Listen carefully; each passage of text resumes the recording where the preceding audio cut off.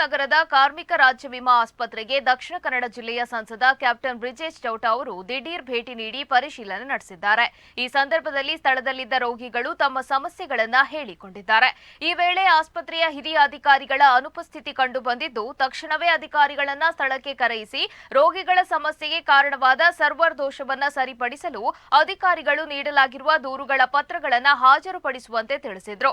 ಇದೇ ವೇಳೆ ಕಳೆದ ಹಲವಾರು ದಿನಗಳಿಂದ ಇಲ್ಲಿಗೆ ಬರುವ ರೋಗಿಗಳಿಗೆ ಸರ್ವರ್ ದೋಷವಿದೆ ಎಂದು ಹೇಳಿ ದೂರದ ಊರುಗಳಿಂದ ಬರುವ ರೋಗಿಗಳು ಸತಾಯಿಸುವ ಬಗ್ಗೆ ಆಕ್ಷೇಪಣೆ ವ್ಯಕ್ತಪಡಿಸಿದ ಸಂಸದರು, ಸರ್ವರ್ ಸಮಸ್ಯೆ ಇದ್ದರೆ ಇತರ ಆಸ್ಪತ್ರೆಗಳಿಗೆ ನೀಡುವ ಪತ್ರಗಳನ್ನು ಅಂತರ್ಜಾಲದಲ್ಲಿ ಆಗದಿದ್ರೆ ಕೈಬರಹ ಮೂಲಕ ನೀಡಿಕೊಡಬೇಕು, ಯಾವುದೇ ಕಾರಣಕ್ಕೂ ರೋಗಿಗಳಿಗೆ ತೊಂದರೆ ನೀಡಬಾರದು ಎಂದು ತಾಕೀತು ಮಾಡಿದ್ದಾರೆ.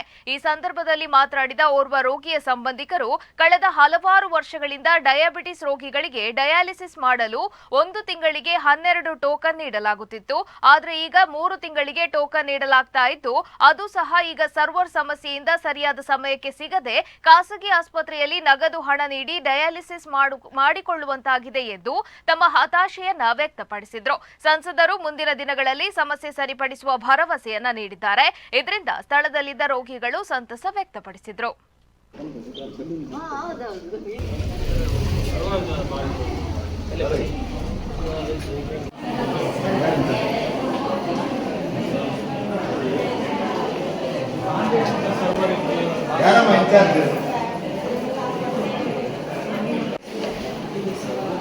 Who is the in charge of server? Put him on call. Charge ಇಲ್ಲ ಏನು ಕತೆ?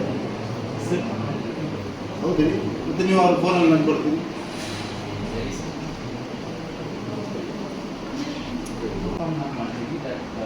What if the server is not up? What will you do? Morning they are here. In the morning what is going on? Some people it was working initially. Generally if the server is down, what is the plan of action? How long it will take? So usually when the server goes down, it will be down for It is your fault, not their fault. No?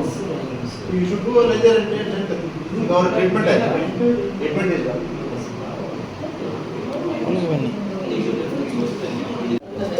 It's your lab. It's by the nature issue.